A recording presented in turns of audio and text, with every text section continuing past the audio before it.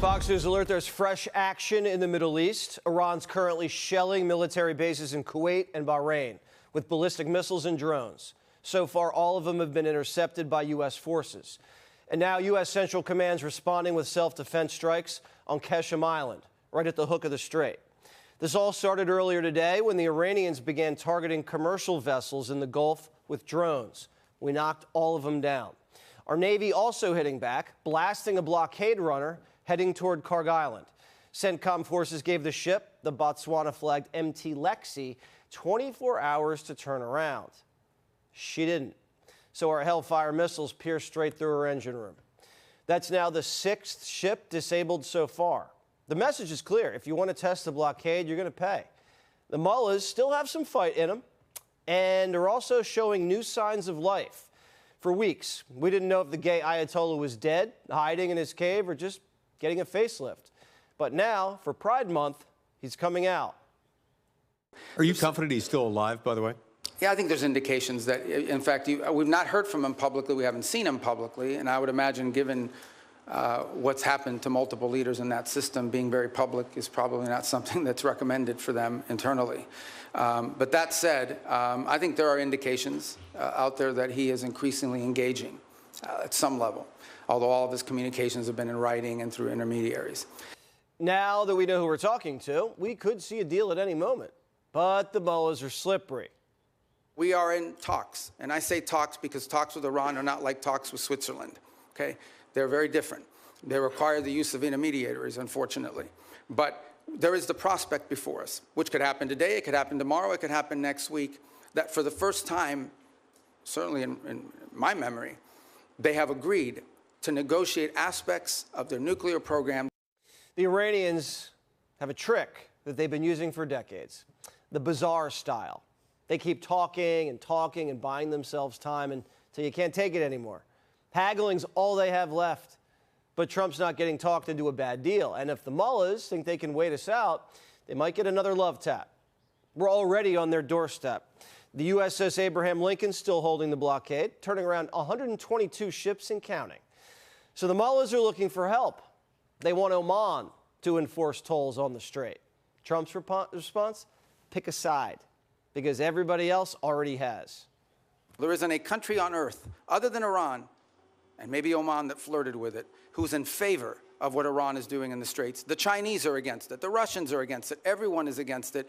The whole world is against it. So condition number one is they have to reopen the Straits. The Omanis are looking pretty lonely, but the Democrats, they'll keep them company. I also think that this very ill-planned, poorly conceived war in Iran that Trump is losing is also another way of holding him accountable because everybody sees it. He can't talk his way out of it. They also think Trump and Rubio aren't focused on negotiations. Rubio's got, like, what, 8 jobs? But to them, he's just a DJ at Mar-a-Lago.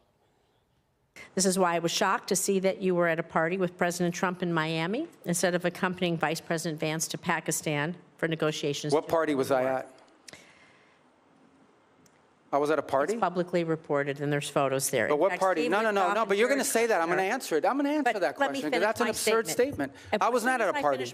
The mission hasn't changed. Reopen the strait and denuclearize the regime. Nobody wants this war to drag on forever. Trump already has other excursions on his mind, Cuba. And he's still flirting with making Canada the 51st state. So who knows what's next? John Teixeira is the former Deputy Undersecretary of Foreign Affairs and former Senior Defense Attaché in the Middle East. Okay, so tonight, a lot of action, missiles, drones being intercepted by U.S. missile defense. But the Iranians, you know, still kind of squirrely. What do you think? Jesse, every time we've seen one of these cycles, this is the 4th one of these in the last week and a half, I firmly believe that it's Iran testing us in how we will respond. And in each case, we've been minimalist in our response. We've claimed over and above that the response is defensive in nature. And I think the only way we break that cycle is by using language that they understand, which is strength, capability, will, and resolve. and it's about time to re-engage in kinetic activities against Iran. So you think drop the ceasefire, finish off the target list?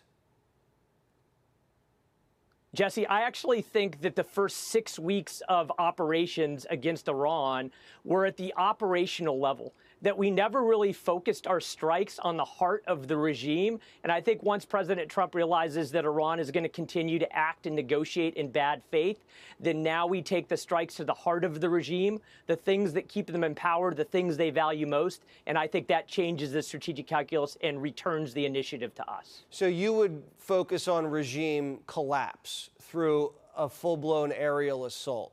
You don't think the naval blockade, if you give it patience, would do the trick? Jesse, I do think that the blockade has been massively effective. I wish we would have started 6 weeks prior when we started combat operations. But it's a bit of a race against the clock, and whether the regime reaches its tipping point first because of the pressure of the blockade, or the president of the United States reaches his tipping point because of domestic and international pressure. But the way that you accelerate that clock in our favor is to return to kinetic activity, again at the strategic level.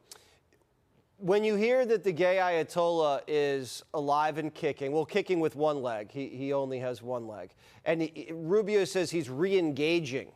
How do you interpret that?